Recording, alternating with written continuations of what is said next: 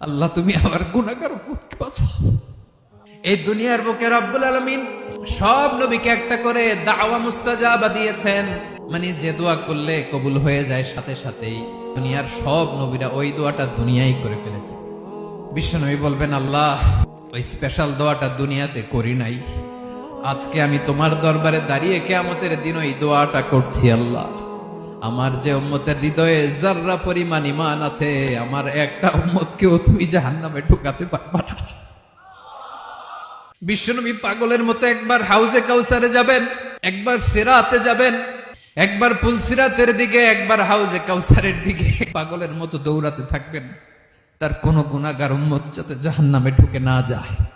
উম্মতি বিশ্বনবী আমার জন্য কাঁদবেন, আপনার জন্য কাঁদবেন, আমাদের জন্য সেদিন কেঁদে কেঁদে জাহান্নামের দরজায় দাঁড়িয়ে আমাদেরকে টেনে টেনে জান্নাতে ঢুকাবেন।